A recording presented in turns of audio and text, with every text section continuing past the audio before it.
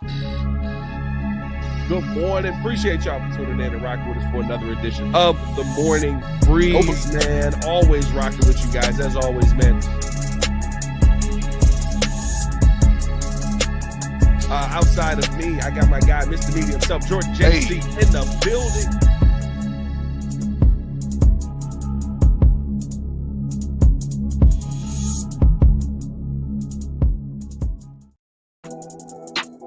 Never noticed you do kind of a little big extra plug there in the intro. Hey. Breeze Nation, what's good? It's your boy Pat the Designer, back at it again. Jordan JC in the building, as always. Mr. Meaty joining us. Yeah. Pigeon. Oh. We got a lot to get into on today's episode. Luther Burden. Apparently, Pervin Johnson will be a full go for training camp. Got to talk about that. At least that's the expectation right now. We got a Colston Loveland injury update as well. Jordan JC brought an interesting topic to the fold, ladies and gentlemen. You could bring back any one of the recent, I believe it was, Chicago Stars in their prime. Who would you bring back? We'll talk about that in the NBA Finals. More on today's episode of the Morning Breeze. Y'all stay safe out there, Chicago. Appreciate y'all for tuning in and showing love. You can be anywhere in the world. You decided to be here with us. Me, Jordan JC. And yes, that's right, ladies and gentlemen. Dave. Oh, Dave. No, Dave. Oh, Dave. Ladies and gentlemen, the date is 6/12/2025. It's 7:04 in the morning. And I do have it on good authority. There's pigeon in the oven. The shoulder shrug is insane. You never know. How do you eat the wings? They're so tiny. It's just tiny wings. Oh, dang it. These pictures. Oh, dang it. Good Lord. JC fight back. Y'all are ridiculous with this mess, man. Oh, dog. It is hilarious, bro. You kind of did this to yourself. I did. You kind of did this to yourself. But hey, man, we appreciate y'all for tuning in and showing love as always. Honestly, you fully did this to yourself because you came on the very next episode and were like, I handle the birds. And then just started looking around shiftily. That's right. That's right. Like, oh, God. This is keeping you guys on your toes. Keeping you guys on your toes. Oh, man. Well, hey, man. Yeah, I appreciate y'all for tuning in and showing love as always. Hit that like button, subscribe to the page, leave a 5-star review. Y'all know what to do. Come on. Push the button. Come on. Push the button. Come on, push the button. Yeah, come on, push your button. You heard what she said.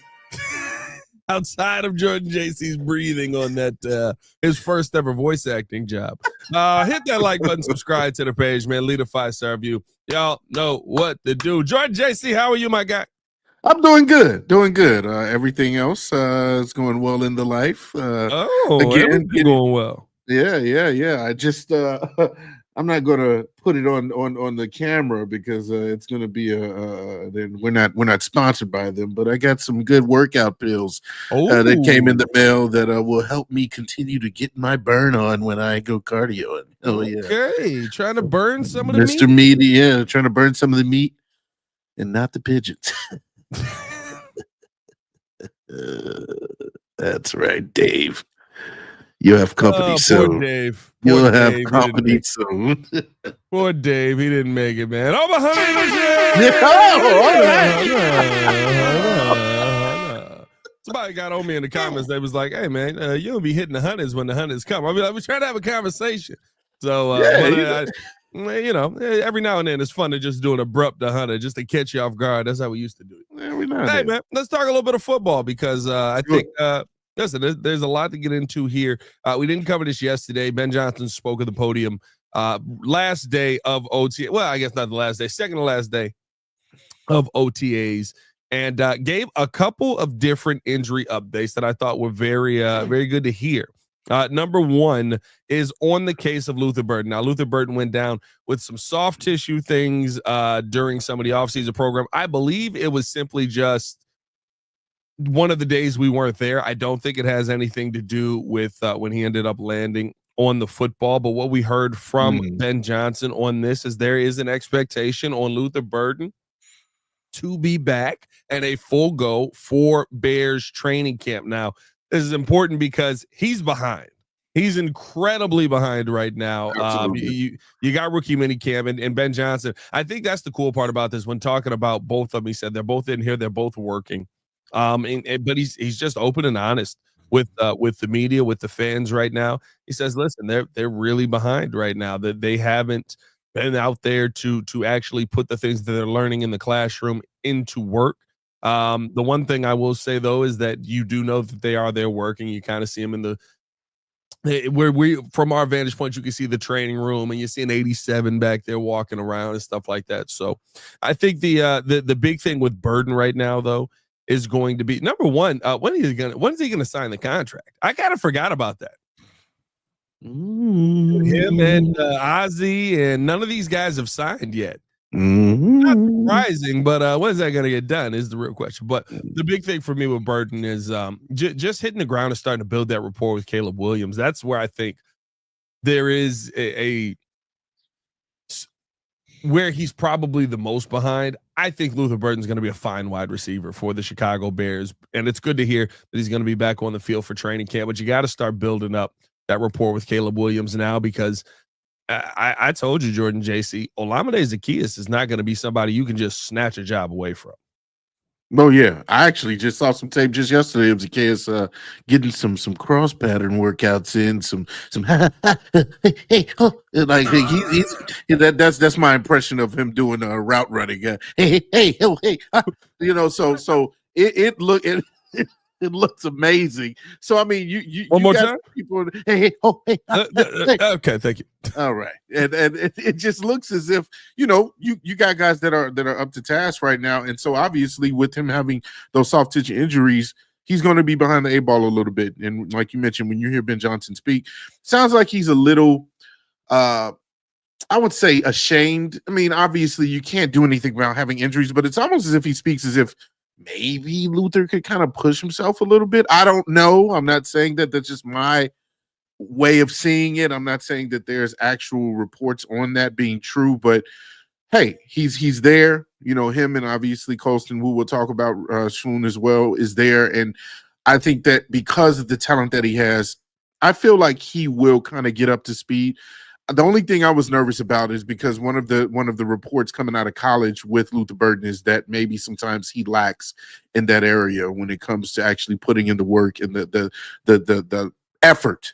He's one of those guys where he's like, hey, I put it out there on the field. So practice. We talk about practice. He's got the AI mentality. So that's where I'm a little bit nervous. But I think if he comes back, a little bit healthy soon, he'll be able to kind of catch up with the playbook and the scheme. Yeah, I'm fine with you having the AI mentality as long as you play like AI. That's true. As we peruse Jordan JC. Oh yeah, you see that? Did you see that? Little Twitter. Oh, I forgot I actually posted that. Yeah, look at Let's take a look at what we got here. A little hey, sideline release work. Sideline release work. Listen, and I talked about this with Olamide coming into the season. I was like, look, he came back in a great way. You know what I mean? Like he came back with a vengeance last season with Jaden Daniels. Yes. Like he bounced back his entire career. I don't think that there's any. I don't know who this guy is. Is there more? Okay, that's probably his trainer. Yeah, I don't know who this guy. I don't need video of him. This guy. I don't need video of this guy. If there's more, that he can provide with Caleb Williams this season to that, I think you do have to have a conversation around him possibly, winning this job out of camp, and especially with Luther Burden being behind.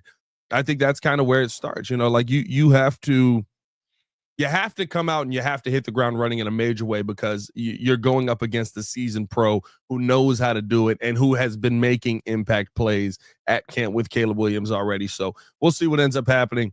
Yeah. In the long run there, I like the fact that the competition is in the room and that jobs are not just going to be handed out to anybody in the building. You're going to have to come in here. You're going to have to work 100%. Let's get into the Colston Loveland update, which kind of was an update and almost not an update. But listen, Colston kind of gave us a little bit of an update there on his own injury update. The expectation from Ben Johnson was there was a hope that he would be back out there at Chicago Bears training camp, but that he didn't know whether that was going to be the case or not just yet. Said he had to check with the training staff. But when talking with Colston Loveland later, what Colston Loveland said was that is the plan. Now Loveland dealing with still coming off of surgery, and I think the Loveland one is probably more interesting than the Luther Burden one, because I mean, in the long run, we kind of feel like Luther Burden has a real shot to win that job if he shows anything close to where Olamide Zaccheaus is. Mm-hmm. Tight end one is not going to be an easy job to take away. Tight end one right now is Cole Kmet, who is a really solid tight end who, yeah, last season was a little bit down for him, but I mean, like, for Colston Loveland being behind the 8 ball, I get all the things you can learn, and I get it. They're very different tight ends, but it's going to come down to how quickly can you learn what Ben Johnson wants to do, and how much does Ben Johnson want to utilize a tight end more like Colston Loveland versus using a tight end like Cole Kmet, who Cole Kmet, sure pass catcher, going to get the ball, going to go down. Colston Loveland has an opportunity to be explosive. And you saw Ben Johnson's face when he was talking about the tush push. And he was like, yeah, I don't like that. It's not an explosive play. I like explosive plays. You know what I mean? Like, you know, he wants to have an explosive offense. He wants to have guys that can make those explosive plays. And I personally, I feel like Colston Loveland fits that mold more, but you got to be able to get on the field and play. You got to be able to get on the field and hit the ground running. And that is the big question mark for where Colston Loveland is at right now. How quickly is he going to be able to adapt to actually getting on an NFL field and seeing NFL speed? Not that it shouldn't be that big of a concern. You drafted him 10th overall.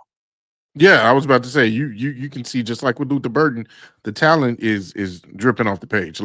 There's nothing it's undeniable that you can see what he brings to the table when he's going to play, and that makes him a special prospect. But the thing is, Cole Kmet's not going to be moving over for you. And even Cole Kmet, when he was interviewed and talked about, him being quote unquote a mentor to Colston Loveland, he said, hey, I'm not in the same mode as the guys that came before me on this team, where it was Jimmy Graham teaching him and coaching him up. Graham was what, 39? Yeah. He was up in there. He was way older. Yeah. So it's like, hey, I'm still here. I'm still in my prime. So that tight end one is just not going to be up for grabs. Like you mentioned, we're not just giving, roster spots and positions to people just off of talent alone or draft value. So Colston has to come back. He also has to prove himself. You do love the fact that Ben Johnson is probably going to be putting a lot of 12 personnel out there. So there's going to be times where you do see Cole and Colston.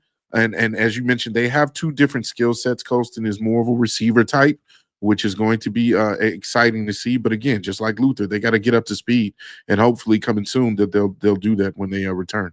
Yeah, we'll see. I'm excited about Luther Burden, though. I think that the ability he's going to be able to show, the route running capabilities, the ability to get off of the line and really just attack defenses on a consistent basis, like, those are the things where you start to kind of look around at the pieces that you have here and you go, oh yeah, like, that guy's probably going to be really, really good too, because you're going to be like, no matter what coming in, you're going to be focused on DJ Moore. You're probably going to be focused on Rome Odunze. You're going to be focused on Cole Kmet. Dare I say, even though I don't know if you saw the rankings, and again, I keep saying we got to do these rankings, but I started to go through them on PFF. DeAndre Swift not even ranking as a top 32 running back in the NFL.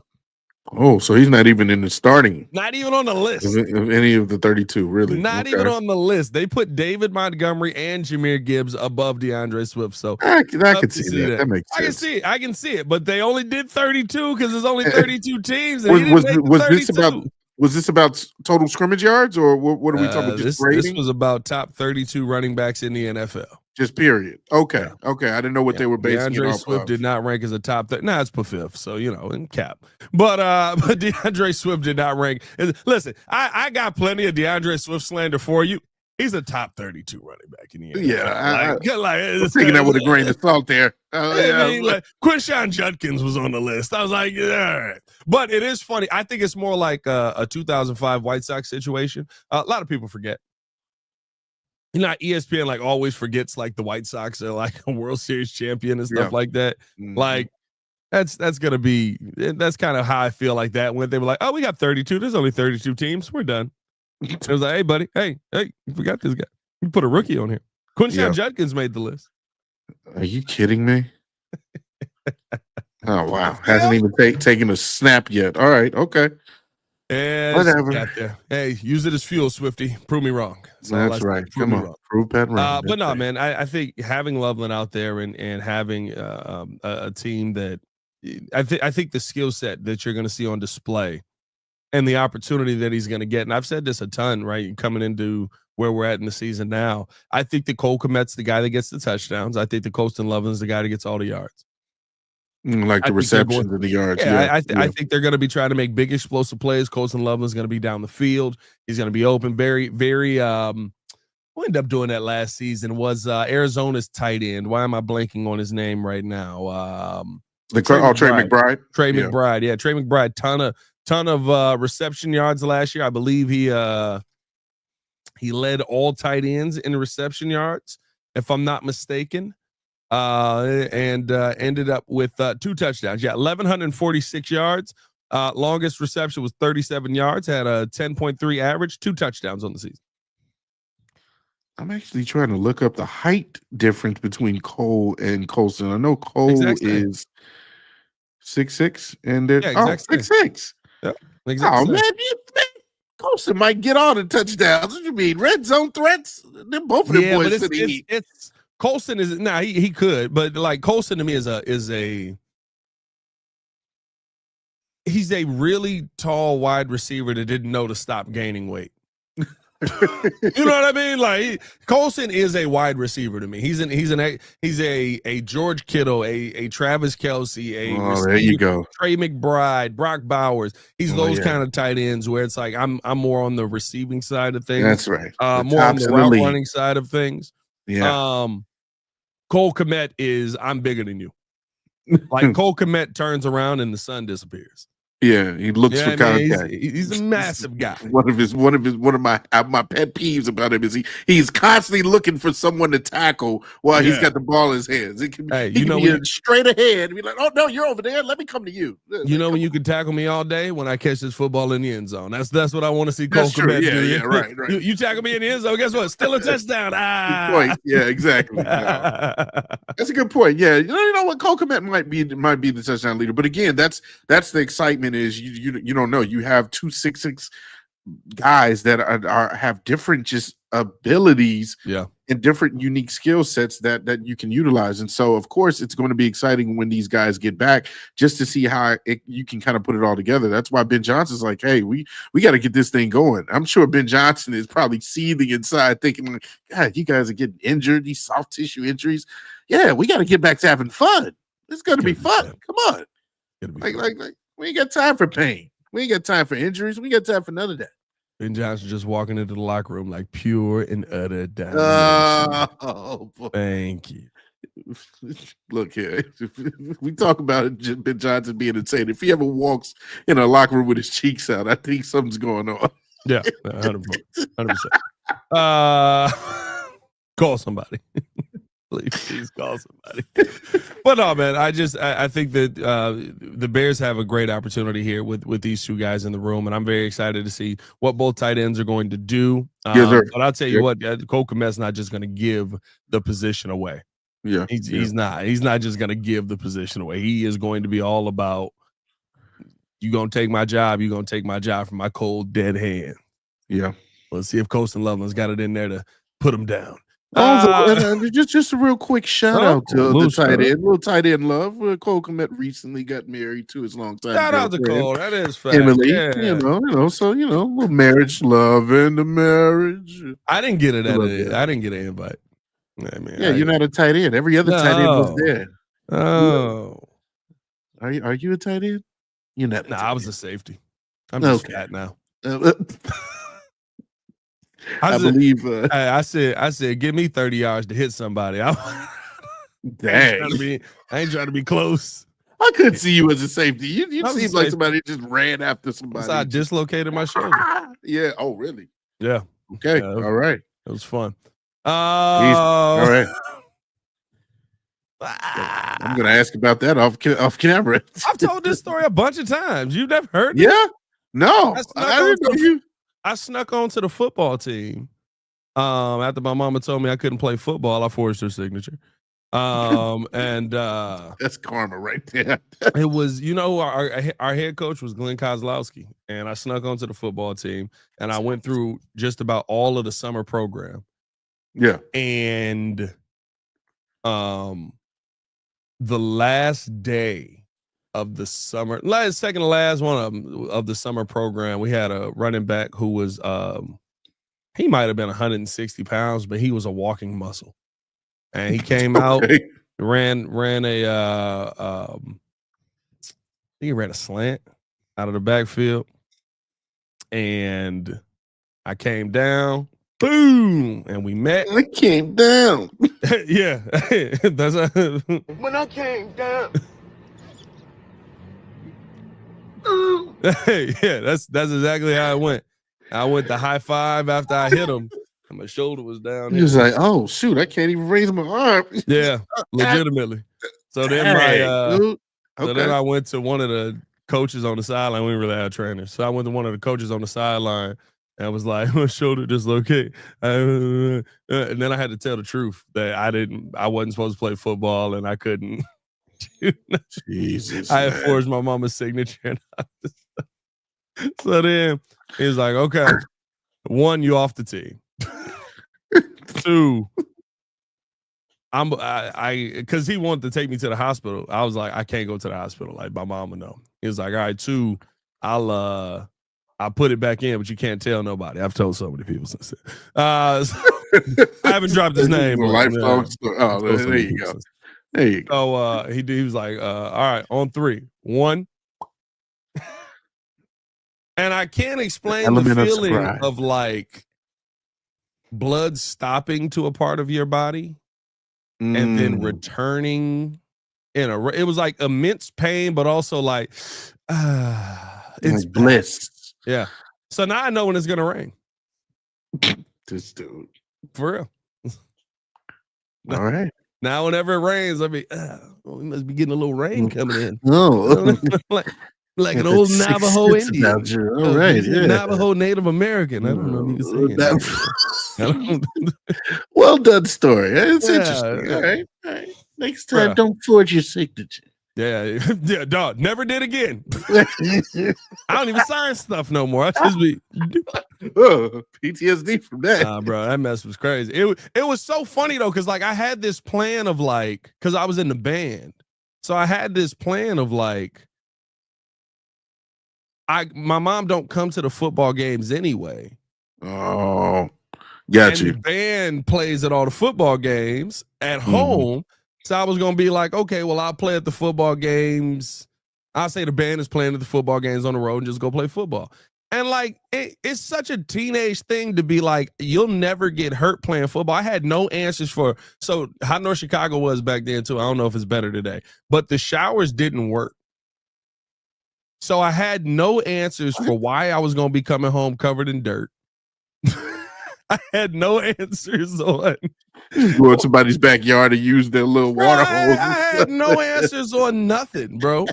As I got older, I didn't like think any of that through. And I literally was just like, I'ma just play and be fine. Like, what? Like, it makes no sense. It's football. But I think I was 16 or 17 when I did that. Doug Key says, so the real question is, did your mom ever find out? Mom didn't find out until one day I was grown by then, got drunk and started telling the story. Just said it at me. And she was just like, oh, really? I was like, statute of limitation. I'm good. Like, you can't do nothing now. What you gonna do? Punish me for it? Like, She was like, I was like, I dislocated my shoulder. That's the punishment. I'm good. That's hilarious. Hey, shout out to Nova. He said you're a double threat now, so you should get on ABC 7 or Fox News, whoever's going to hire you in the future, and be like, I'm a sports and a weather guy. So every time you just pull your arm, just like, yeah, it's going to be 75 outside with a light shower. Hey, Pat, you gotta. We know you got to tax the Bears, but you feeling any rain coming? Nah, I think it's going to be a clear day. It's not bad. A little dry outside. Sunny cloud. Probably need to see a chiropractor. But yeah, it was story time with Pat. I like for that. Yeah, for real. All right. Anyway, that's hilarious. Ladies and gentlemen, story time with Pat. When I came down, bro. Good time. That will never ever get old. Hey man, let's keep this thing moving along. Appreciate y'all for tuning in to show love. Hit that like button if you have not done so. Subscribe to the page. Leave a 5-star review. Y'all know what to do. Let's keep it going. We're gonna take a quick break. Talk about but when we come back, we want to talk about picking one player to return. I think CHSN brought this conversation up yesterday. And they had a few interesting players on the list, picking one to return in their prime. Paul Konerko, Candace Parker, Jonathan Taze, Derrick Rose, Khalil Mack, Chris Bryant. Oh, yeah. Now, I don't know if they caveated this. Oh, they did. To add back to the current roster. So think about that. That's what I was thinking. Yeah. Break and come back on the other side of this. We'll be right back right after this. Appreciate you guys for tuning in and watching the show. Today's episode of the podcast is brought to you by Aura. Have you ever done a Google search on your own name? You'd be surprised what pops up. Your full name, email address, home address, health records, your relatives. It's all out there. And that's why I've been using Aura, the sponsor of today's video. Aura shows me which data brokers are selling my information and automatically submits opt-out requests just for me. Cleaning up my information not only helps reduce the amount of spam I get, but it protects me from hackers who could use that information to help them access my social media, bank accounts, and other sensitive information. It's really simple to set up. I don't have to download several apps or go to things like antivirus, VPN, password management, parental controls, identity theft, but you can get all of that in one place with Aura. I get everything at one affordable price as well. You may already have one or two of these tools, but not having Aura is like leaving the front door locked while leaving the back door and windows wide open. For you to be able to take advantage of Aura, we got a special deal for you here today. Stop data brokers from exposing your personal information. Go to my sponsor at https:/aura.com/the Windy City. Again, that is aura.com/the Windy City to get a 14-day free trial and see how much of your information is being sold.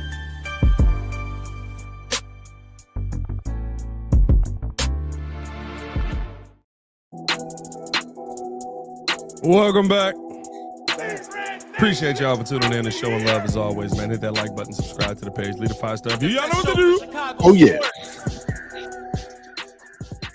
Lot to get into on this episode still. Very good conversation here. A lot of people already sending in their answers immediately. Yeah, I see. Just losing their mind. Here we go. Khalil Mack. If you could pick one to return in their prime, Derrick Rose, Khalil Mack, Chris Bryant, Candace Parker. Candace Parker couldn't help this team. Sorry, we can get that out the way now. Candace Parker couldn't help this team. That would be just Jonathan Taze. Yeah. Jonathan Taze couldn't help this team.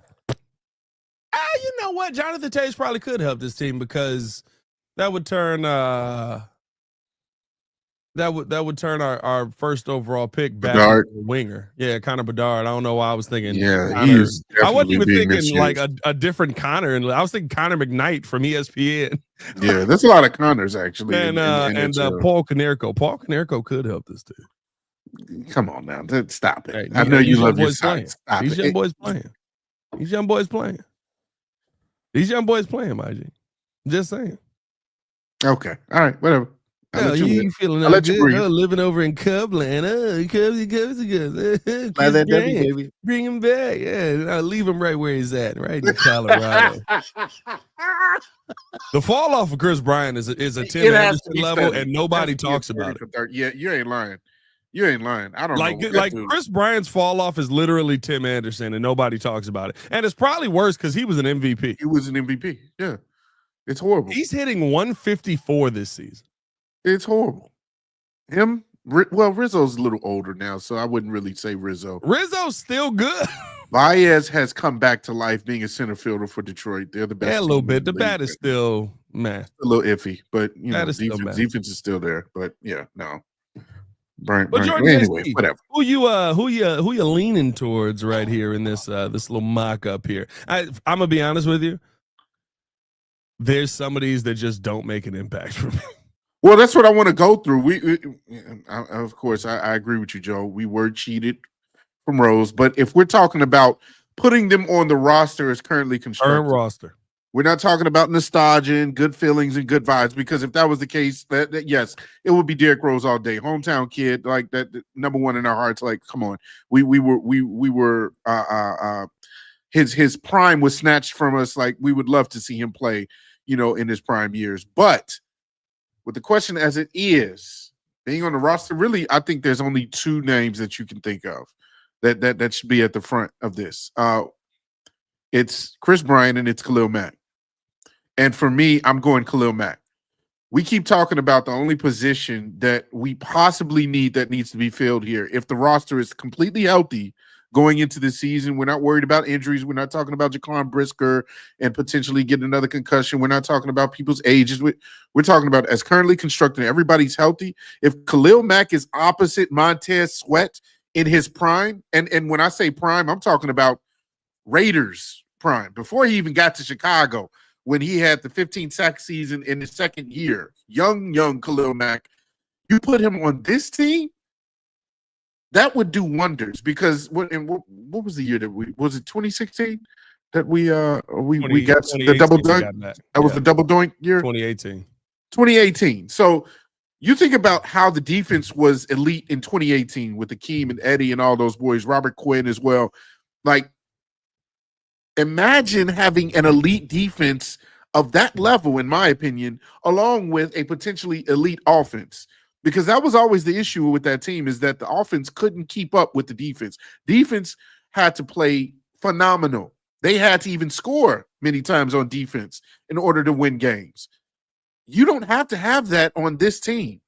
You could just have Khalil Mack and Montez Sweat eating, and then all those interior guys we talked about the Bears picking up with Jarrett, Javon Dexter, Dangbo, like Austin Book, like, man, the list goes on and on. That would be a special team. That would be exciting to watch week in and week out. So number one for me would obviously be the Bears.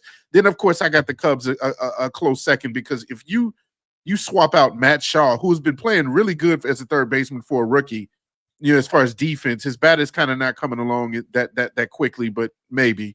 Chris Bryant in his MVP year when he had 39 home runs, 102 RBIs, 292 batting average, I think. You put that along with Kyle Tucker and PCA, the way they're playing, along with the decent pitching and decent bullpen, they may go far. So yeah. Those are the two for me. Here's what I'll say. All of those, you're not wrong in your reasoning. All of those sports is still extremely, extremely. Everybody has to do their job the right way for it to work. Team oriented, yeah. Now right. Baseball, I mean, kind of. The pitcher got to be good. Like Chris Bryant, you probably could get away with that. And having Chris Bryant on the Cubs is probably the one that I would say would have more of an impact. I think the Khalil Mack one is a great one. Having him and Montez with the monsters you got in the middle here. But I think the NBA is a different beast in itself. Having a star does so much for you. And Derrick Rose was a superstar. Mm. Having a superstar player does so much for you in the NBA. And you actually have a team right now that would fit perfectly with Derrick Rose added to it. Now, Josh Giddey, of course, is coming off of the bench in this situation. He's not making the starting lineup probably. But now you're moving Josh Giddey to the bench. You've got a lineup that has Kobe White. You're probably throwing Modest Buzelis out there as well. You've still got I'm guessing Vooch is probably still the big on this team there, and you're figuring out either Ayo Dosunmu or somebody in that lineup as well, or maybe you throw Kevin Huerter out there as well. You've got all of these shooters around a guy who was absolutely dominant in the paint, who people literally were catching the flu to avoid. I don't think that fear is from anyone else on this list. And I think that in the NBA, having a star like that with good pieces around him makes so much more of an impact than just having, not to say that having Mac wouldn't be very impactful for the Chicago Bears, but you still got to go out there and make plays. Montez Sweat still has to show up every single week, right? You got to have that pressure from the inside. There's so much more that has to happen outside of just Khalil Mack. The impact that Derrick Rose in his prime makes walking back on the court, to me, is just absolutely game-changing for the Chicago Bulls team, because you know who everybody is going to be focused on all night, and that makes the job easier for all these other guys. It makes Kobe's job easier. It makes Modest's job easier. It makes Giddey. I mean, you got Giddey coming off of the bench now, and he's just facilitating off the bench for you. It's nice. Like, give me the answer all day versus giving me a piece of the puzzle. Derrick Rose is the answer. He's not a piece. Ooh, that's a very compelling argument. I will give that to you. He is the answer. He is not the piece. But here's what I keep going back to. Even though you have a superstar player, because essentially Khalil Mack was that by NFL standards in his prime. He was a star at his position. And there were times where you had to game plan. OCs were game planning for him to double team him, even triple team him, keep him running back in the backfield just to kind of knock him off his route to the quarterback. He game changed. You remember the very first game, or rather versus Green Bay in the first half, when he did a little bit of everything. Yeah, but that was the best game we ever saw of Khalil. But no, I'm just using that as, you're right. You're right. His first game. Listen, I love Khalil Mack. I think he was an impact player. I think he was banged up. I think he was double teamed. You didn't have anybody on the opposite side. When you got Robert Quinn was absolutely cheeks. Then the next year he want to break the record after we get rid of Mack. Yeah, exactly. Khalil Mack best game in a Bears jersey was the first game he ever played here. You're absolutely right. But here's what I keep going back to, is that despite you saying that, yes, Derrick Rose is a superstar, no doubt. That man is generational. You talk about that name, that label getting thrown around. He is generational. However, I still go back to it being a team sport, and the people around those players to me matter. So if we're talking about putting him on the team as currently constructed, yes, of course, you have more shooters. Of course, you have a Kevin Huerter. Modest Buzelis is coming into his own, a decent, reliable shooter the more and more the season went along. Of course, we know what Kobe White does. Ayo Dosunmu is a reliable shooter at times in the spot up position. Giddey coming off the bench would be nice, if he wants to be in that role. That would be obviously an awesome backup point guard. But there are still issues with this team. And of course, they don't have great playoff experience. They haven't gone far. And you think about the competition they would still have to go up against in this league. Derrick Rose played in a time where you had better defense, and it wasn't catered to the amount of shooting that the NBA is kind of catered to now. And so I think that even though the Bulls would be exciting to watch, Derrick Rose would clearly be exciting to watch. They're not going to go anywhere more than the two teams I mentioned with Khalil and the Bears and Chris Bryant and the Cubs. You have to still look at the other parts of the roster, which I think are better than the parts on the Bulls. I know we remember this team fondly, but I think we really remember this team fondly because of how good Derrick Rose is. What you got? He took this team to an ECF. D Rose, Joakim, those are the dogs, right? Okay, yeah. Carlos Boozer, Luol Deng, Taj Gibson, Omer Sheik, Keith Bogans, Ronnie Brewer, Rasul Butler, James Mob, Johnson, bench mob. What you talking about, man? John That was Lucas bench mob, baby. III, That's right. Brian Scalabrine, Kurt Thomas. Hey, CJ don't Watt. you talk about the GOAT. Don't you talk about Scalabrine like Keith you don't remember. Keith The White Bogans was our starting two guard. You dang right, Keith Bogans. Like, Talk about Keith Bogans. like I know we remember it finally, bro, but like, come on, dog. He could take this. Keith Bogans He could was take this starting, current roster a long way. What are we talking about? I don't know. To me, it compares to the Baby Bulls. I'm just thinking about the lack of experience and maturity in game time decisions. Well, he wasn't with on the this team. Baby Bulls. No, he was. It was him, Kirk. I'm not talking about Eddie and Tyson. I'm talking about the Baby Bulls. I guess okay. I'm talking about the second version of it when you had Ben Gordon, him, Kirk, Tyrus Thomas, and a couple other players. I can't remember, but like that version that went against the I believe it was the Celtics. That was the team that they went against Celtics the first year. Yeah, John Salmons. Like you had that version of the team, and so that's the potential I think that you have here. Yes, they're not going to. They possibly could actually get into the playoffs and not have to play in the play-in. They could be a 6th or 5th seed in the East and go up against a Boston again or a New York. But I think it ends there. It's like it's going to be some exciting one-on like personal stats and performances from Derrick Rose. But at the end of the day, teams are going to still wipe them off the earth. Adding Derrick Rose to this team, they not better than the Pistons? Yes. They're not better than the Bucks? That might be the baseline. That's a yes or no. That's 50-50. It's Giannis versus Derrick. I mean, and Dame Lillard, we saw that. Dame ain't stopping Derrick. Ain't nobody stopping Dame, though. Give me my shot. Give me my chances with Derrick on Dame versus Dame stopping. Oh, okay. I see what you're saying. Yeah, and maybe a little bit of IO. I don't know. That's a 50-50 shot to me. I feel like Tyrese Halliburton ain't gonna be able to get the Pacers to the finals. He gonna be too worried about why Derrick Rose keep running around. That is true. I do agree with that, but I don't know, man. Like, I don't know. I think you had Derrick Rose in this, and that's my thing. Like, I think the sports are just different, right? We had Khalil Mack, we had Akeem Hicks, we had this star-studded defensive line, and we still didn't go nowhere. Mm-hmm. Like it's not like it's we didn't see it happen. Like we had a really good defensive line. We had a great defensive line. We ain't go nowhere. Quarterback. We didn't have a quarterback like Caleb. Heck, we didn't even have a quarterback like Justin back then. Listen, I would love it. But I'm just saying, for me, it's like, not to say that it wouldn't help with this current roster. I do think it would.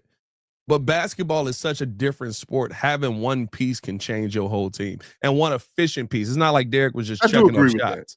I do agree with that. LeBron James dragged the team to the NBA Finals that Cleveland, we can't name 90% of the team. All I know is Boobie Gibson and Judas Ilgauskas. And the only reason you know him was Boobie. It's the only reason you don't know that man's name. You don't know that. Jeez. No, yeah. Look, stop trying to convince me, all right? I'm standing on it. I'm standing on Khalil Mack. 1A, Chris Bryant, 1B. Just saying. Derrick Rose, 1C. I think I've made and it's not even that you're wrong. Like I will say, I'll say this. I think Chris Bryant added to the current Cubs does more than Khalil Mack does added to the current Bears. Because now you have a lineup you can't pitch around. Who you pitching around? And we talk about Chris Bryant in his prime. I mean, your 2, 3, and 4 becomes PCA, KB, and Ian Happ starting off. Then you got Saya behind him. You got Ian Happ. Like you can't pitch around 90% of the lineup. Yeah, Michael Bush. Yeah. Like now you talking about being the Dodgers.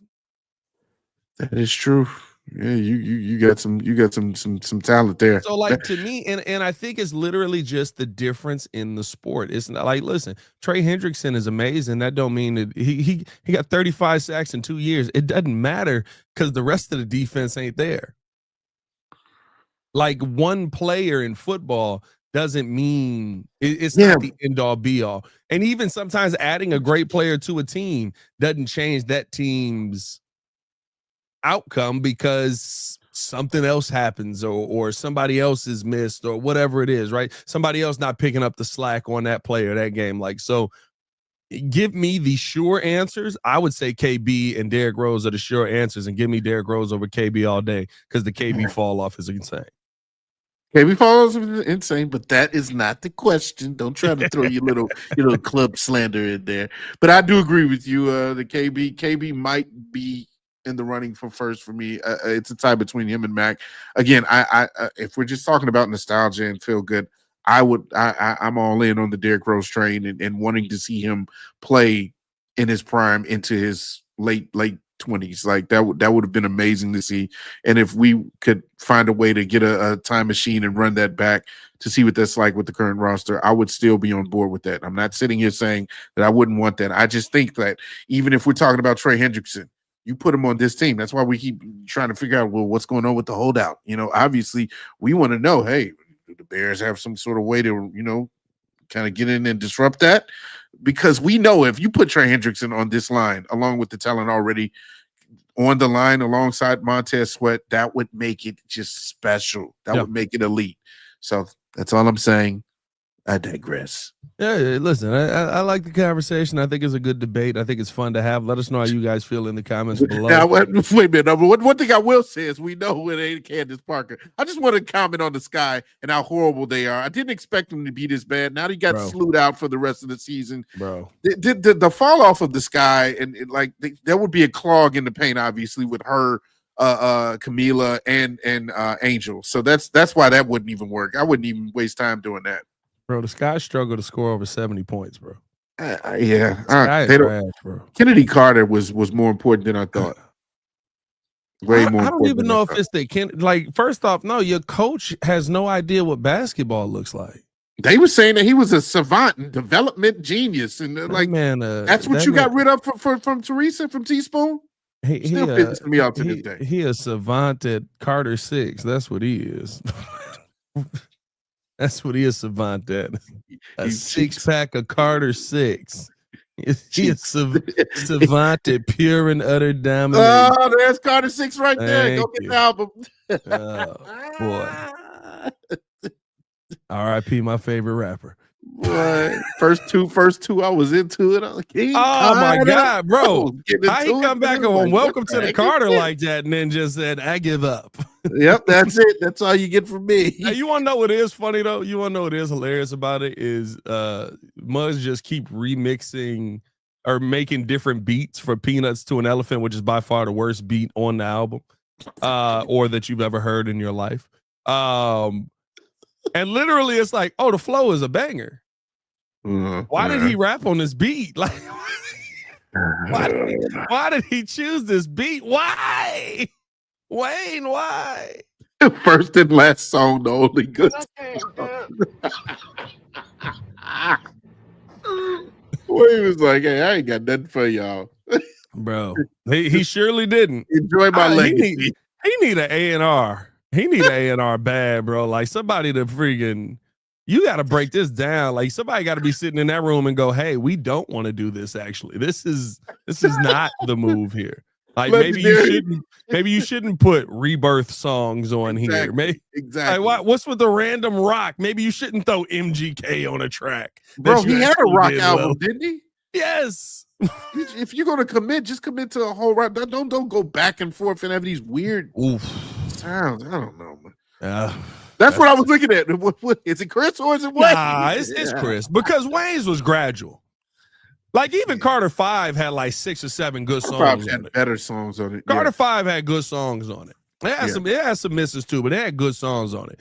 Chris Bryant was like, "Hey, I'm an MVP. I suck." That's it. Like that was it was quick. Like I gave you my best. That's it. That's what you'll remember me for. Yeah. Oh man. But hey, man, we appreciate y'all for tuning in and showing love as always. Hit that like button, subscribe to the page, leave a 5-star review. Y'all know what to do.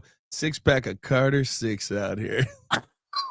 Hit that like button if you have not done so. Oh, before we get out of here, Jordan JC, we are over 200 and that's over 300 and that's all right, 300.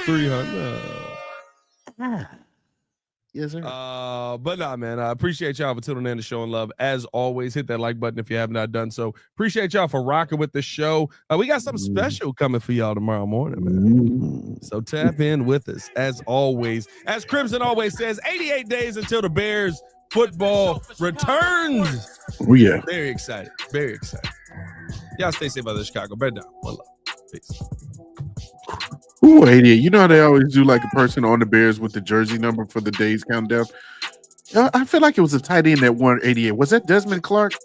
I want to say Desmond Clark. It's Desmond Clark days till Bears football. I was gonna say Steven Carlson.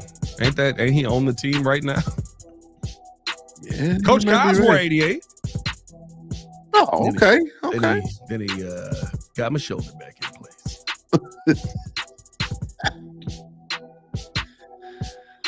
Crazy story. Yeah, Desmond Clark. I know it wasn't tripping. Desmond Clark got an 88 in there. Yeah, Desmond Clark. 88. Oh, Greg Olsen? No, Greg Olsen didn't. Greg Olsen wasn't 88.